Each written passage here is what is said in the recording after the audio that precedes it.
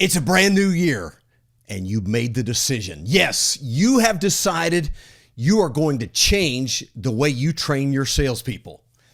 But at the same time, you're completely overwhelmed. Where do I start? I mean, what do I do? Because there's so many things to address. Well, coming up next, not to worry. I'm going to tell you exactly what to do first. This is Sales Untraining, a very different kind of sales podcast. 3 out of 4 salespeople are failing. They're falling short of their revenue. Why doesn't sales training work? That's what this sales podcast is about. It's your weekly sales strategy guide designed to rewire your sales brain. Welcome to Sales Untraining. I am Kelly Riggs, and I'm so glad to have you as a part of the podcast. It is your weekly sales strategy guide designed to completely rewire your sales brain. Hey, take a minute, if you would, like and subscribe to the podcast. But as I always say, it's way more important to find someone in your network that can really benefit from the conversation. What in the world is wrong with sales training? Well, I could just use one word. Everything. Well, gosh, Kelly, that just sounds a little bit arrogant. Yes, it does. But it's not because I'm trying to be arrogant. It's because a real analytical look at sales training and the way it is done and the outcomes that it produces cannot lead you to any other conclusion in my mind. When you look at the fact that the vast majority of salespeople are ineffective, way more than half do not reach their quota each year. So many salespeople struggle and jump from job to job. Yes, some of it has to do with salespeople and their own intrinsic makeup, their own character, their own work ethic. Yes, it does. But so much of it has to do with the way we train salespeople. So you've decided, hey, brand new year, I'm on board. I'm ready to make changes. I'm going to start doing it differently.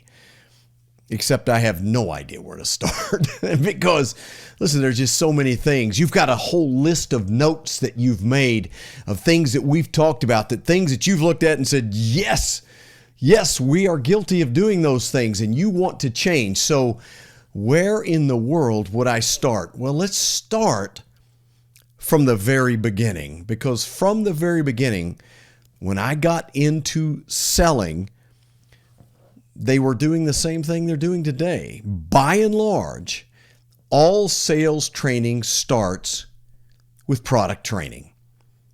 You bring your salespeople in and you start the fire hose. It's product. But Kelly, come on. I mean, they have to learn the product. Of course they do.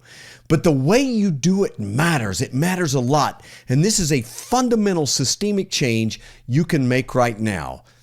Change the way you introduce products and how you introduce your salespeople to the things that you sell. Why?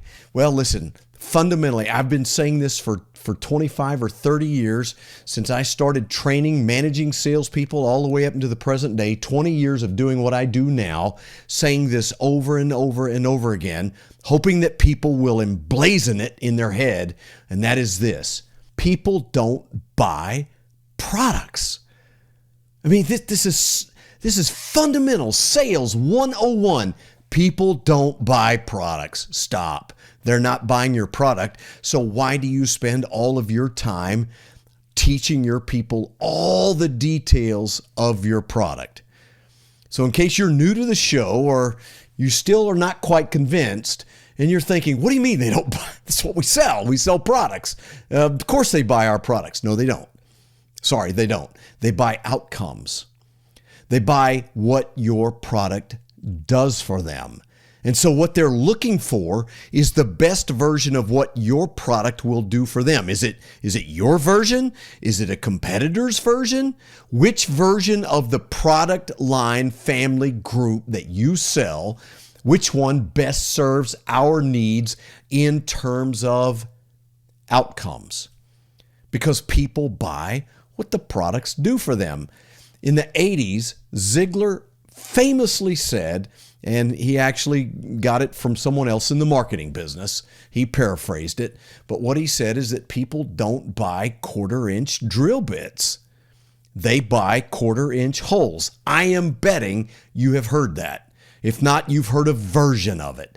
It's been around a very, very long time, okay? The idea is they're not buying the actual thing that creates the drill bit or the hole. They want the hole, so they buy the tool that helps them get what they need. They buy a drill bit because they need to put a hole in a very strategic place for a very specific reason. That's the point of your product.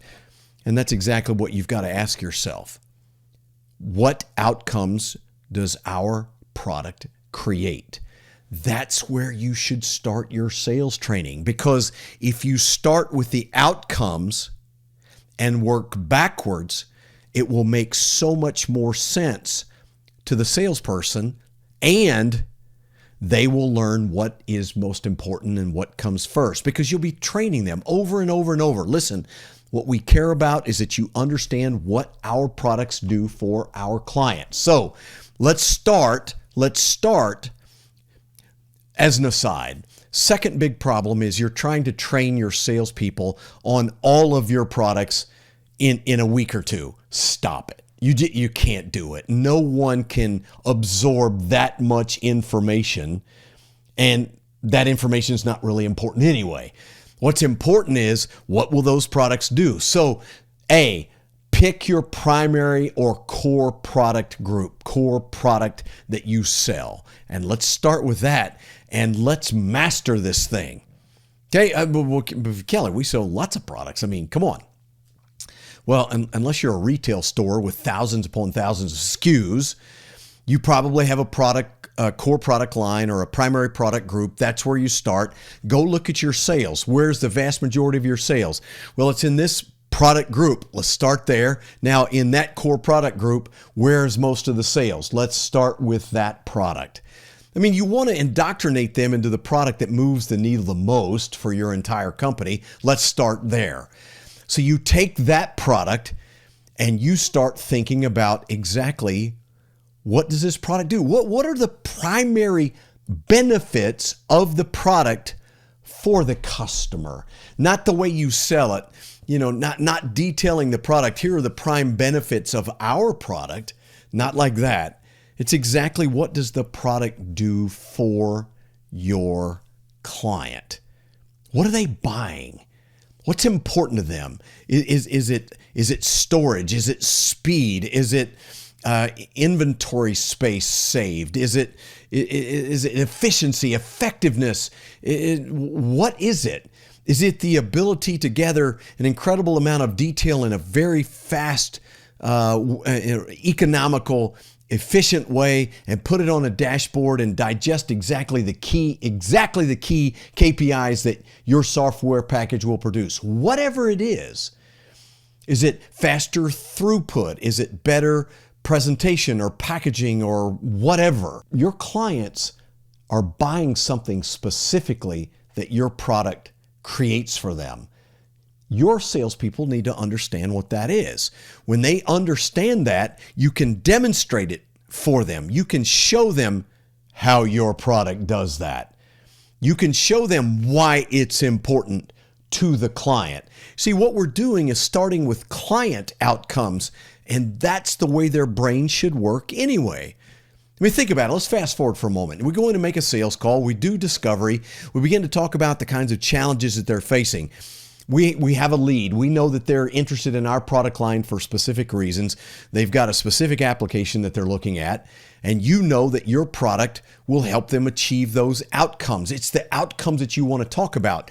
If you immediately begin to espouse all of the benefits of your product and how great your product is, then you just go in a slot next to 3 or 4 other competitors, and they tally off your good points and your bad points, and they compare it to the other competitors. They narrow it down to 2 or 3, and then we start the RFP process and the negotiation, and low price wins. You know why? Because all 3 of your products, all 3 competitors, are good products. I mean, ask yourself the question, do your competitors make good products? Now listen, be honest. Okay, I'm not asking you to say theirs are better than yours or yours are better than theirs or whatever. The only question is, will the product that they buy from one of your primary competitors do the job that your customer needs? If the answer is yes, then we have to compete. And you don't compete by saying, my pen is better than their pen. Really? They're pens. Come on. How much better, different can it be? But if the outcome is a smoother, faster writing surface with more viscosity to the ballpoint so that we get smoother application of ink, which reduces the amount of ink that goes on the page, which saves money over time while making our job easier, resulting in less fatigue to the carpal bones. Can't believe I just made all that up. You see what I'm saying? They're buying it for a reason. And when you start training your salespeople, don't start by outlining your product and showing them brochures and going through all the details of how it's made and why yours is better than competitors 1, 2, and 3. No, let's help them understand how they're going to benefit your customers.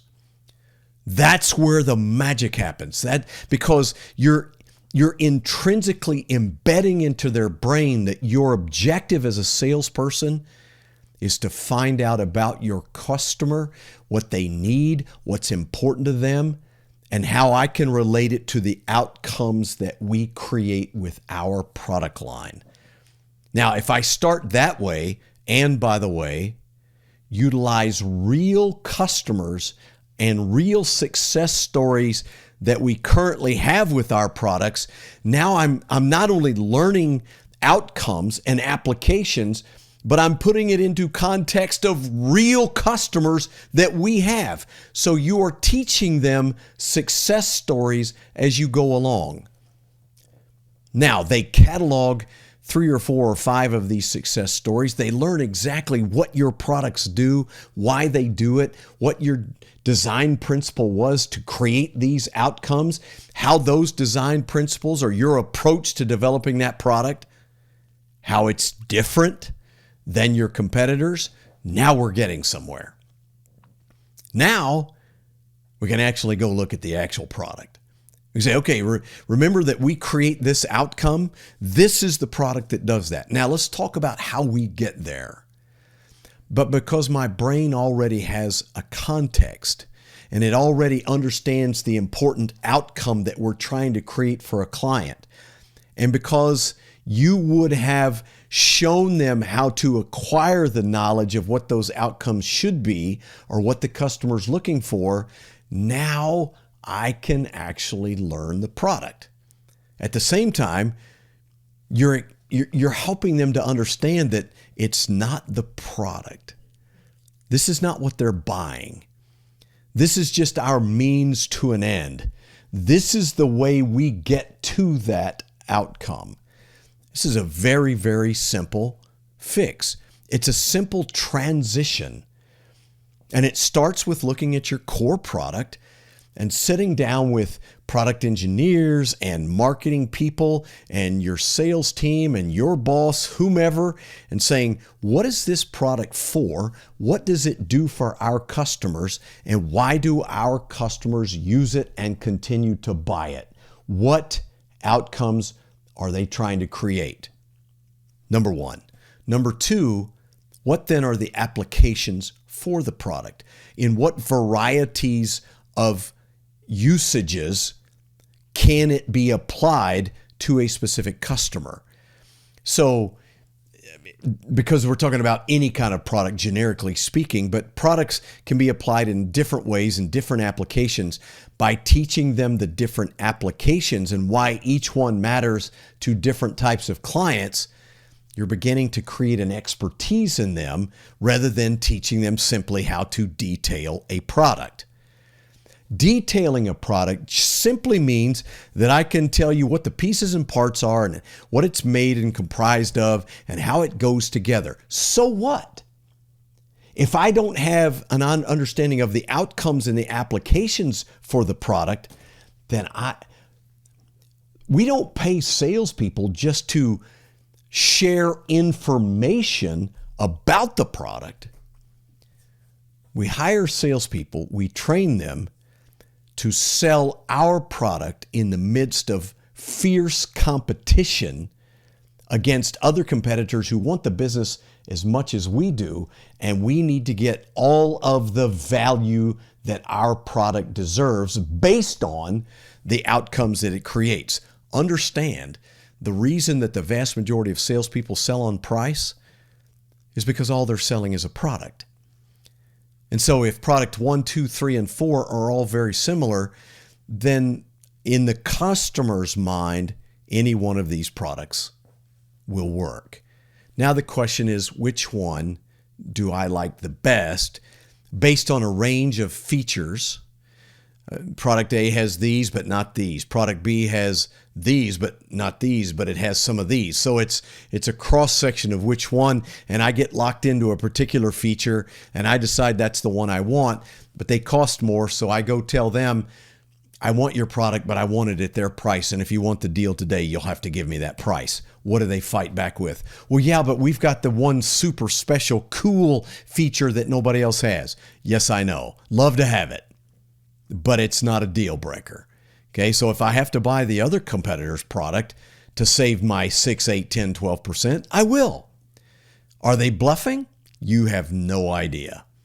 Most of the time, they probably are, but you have nothing to work with. You know why? Because you have no value on the table. No, the value is not in the product. I just said something extraordinarily profound. I hope you will write it down. The value that you're asking your salespeople to sell our value. Make sure they understand our value. You have turned that value into a feature of the product. It's not. The value is what the customer values in terms of outcomes. Better, faster, cheaper, more efficient, more effective, solves a problem, frees up my time, makes me look like a champ to my boss, gives me confidence, avoids risk. None of those things are the product. Absolutely none of them. All right, coming up next, I'm going to show you something very, very simple you can use to figure out exactly what it is you should be selling. Stay with me.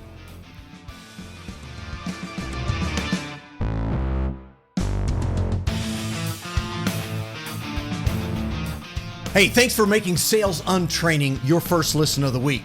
And if you find something you like, if you hear something that's interesting, I hope you'll share it with somebody you know. You can find out more about me at bizlockerroom.com or email me, kelly@bizlockerroom.com. Now back to the show. I regularly will have a manager tell me when I ask, why are you not confronting this underperformer with their result? I'm asking you to sit down and stick their nose in the results and then transition to the pipeline, because the pipeline's the lifeblood. And if we're sitting there with them and their results are poor, particularly over an extended period of time, and the pipeline's not healthy, which means the stuff they're working on doesn't look like it's going to produce business in the future. Someone who's failing and you're not willing to show them that they're failing and you're afraid they might leave. And I'm like, shouldn't you be coaching them up to an acceptable level and doubling up your accountability? Absolutely. But managers don't want to do the hard work. That you brought up culture first. What kills a high performance culture more than ignoring underperformance? Welcome back, Sales Untraining. Well, yes, I was a little fired up in segment one. It's a new year. I mean, this is when people want to make change, when they want to do things differently, and I hope that's you. And this is an easy place to start. Instead of starting with products, start with outcomes. Move to applications. Help your new salespeople learn what's important to the customer, what the applications of the product are and the outcomes they're trying to create. Then you can show them the products and teach them that the value isn't in the product. The value is in the outcomes that your product creates for your customer. You know, it's really interesting. People always want to get right down to it.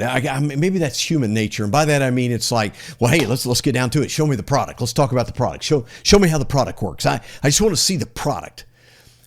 I found the same problem inside of kids sports. I coached kids football for years and years and years. I've had a couple of good friends along the way that we coached together and just really enjoyed that. Enjoyed helping kids grow in their understanding of how to be better football players at their individual positions. You know what we didn't do? We didn't start on day one and say, all right, everybody line up. Well, here's what we're going to do. We're going to learn our first play. We're going to start learning how to do plays. So let me get everybody lined up, and this is where you line up, and this is the play we're going to run, and let's run it over and over and over. No, we didn't do that. Did we eventually get to that point? Sure. But do you know what we started with was individual skills. I mean, each position had to learn specific skills that would enable them to excel at their given position, whether they played on the line or in the backfield or receiver or whatever the case may be. We had to teach them individual skills: blocking, tackling, running, throwing, footwork, catching the football correctly, all different kinds of things. But as we learned individual skills, then we would move them into teams or groups of people, like the backs would work together, the defensive backs or the linebackers or the line would all work together, learning how we blocked against different opposing defensive fronts, things of that nature. Then eventually, yes, we would go to team and we would start learning plays. But now we've got some of the skills that enable us to actually execute that particular play. Well, that's exactly what I'm trying to do here with products. Don't go straight to the product, because learning the product will help me know what it is that I sell, but it won't help me understand how to communicate it effectively to a prospect who wants to know how this will help them do what they need to do. One of the real problems that salespeople have, and I'll do a whole episode on this, but one of the things that salespeople do is they just go through and they make claims about their product. They talk about, features of the product, and they expect that the customer, the prospect that they're talking to, understands every word, connects all the dots, knows exactly what that means and what it leads to, and how it ultimately comes back around and impacts them. 100% completely wrong. No, doesn't. Listen, stop for a moment. Your salespeople, this is all they do all day, every day, is your product. That's all they do. They are completely enmeshed and immersed in your product. The people you sell to, you are a small fraction of their life. I mean, a very small fraction. An operations manager buying some manufactured or industrial product from a salesperson, it's a fraction of their day, week, year, of their existence. I mean, they're managing people. They have their own customers. They got to deal with budgets and projections and risk and vendors and all kinds of things. So we come out and talk about our stuff like, yeah, everybody understands exactly what I'm talking about. I mean, I do, because this is what I do all day, every day. So when I come out and start flinging around, the superlatives of my product and why they're so far superior to the competitors, we expect that people are going, wow, I see that. That's exactly right. I catch that. I understand how that impacts me and what the long-term benefit's going to be and what outcomes it will create. But they don't. They just don't. It doesn't happen that way. So the way you train your salespeople, if you get away from product centricity and you get into outcomes and consequences and applications and the way these things are used in the real world by real customers and what their intent is and the ways that they're trying to improve their own internal operations and effectiveness and efficiencies, then you're training your salespeople to think like their customers instead of training them to think like product detailers. And that's all they are. It's they detail the product. Let me give you all the information about the product, and then I'm going to leave it to you to figure out why it matters to you. And we wonder why they fail. Well, here's a really interesting exercise. I want to encourage you to do this. Start with yourself. Just simply do this. Tell me what product you sell without telling me what product you sell. Okay? Yes. Tell me the product that you sell without without actually telling me what that product is. Right? This is really interesting because now you have to begin to describe it from a different perspective. For example, what do you do? Well, I'm a salesperson. What do you sell? Cars. Okay, tell me you sell cars without telling me you sell cars. And the clue that I'll give you is to think about it from the car buyer's perspective. What is a car buyer buying? Are they buying luxury and prestige? Are they buying efficiency and gas mileage and reduced risk? Are they buying a better, greener economy? Are they buying a replacement means of transportation that does any one of a number of things for them? But tell me what you do without telling me what you do, right? Tell me what you sell without telling me what you sell. If you want to have fun, go do that with your salespeople. In fact, if you want to use a list of words that you cannot use to tell me what we sell, you can tell me what we sell without telling me exactly the product.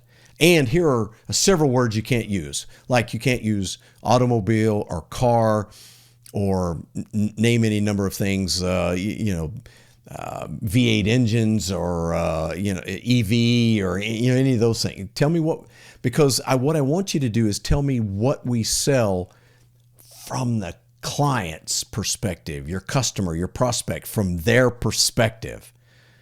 Tell me what you sell without telling me what you sell.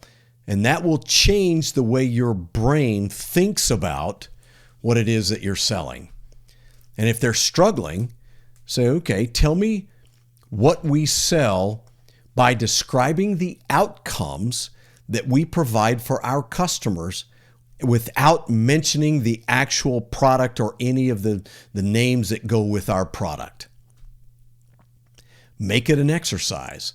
Your next sales meeting, get your people together and say, what we've been doing is selling a product.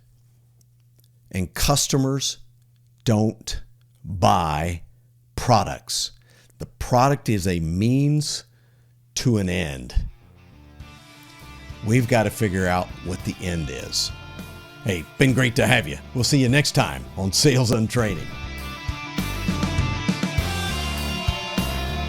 Sales Untraining is a production of Business Locker Room and Pod About It Productions. Music and editing by Doug Branson. To get more Kelly, visit bizlockerroom.com.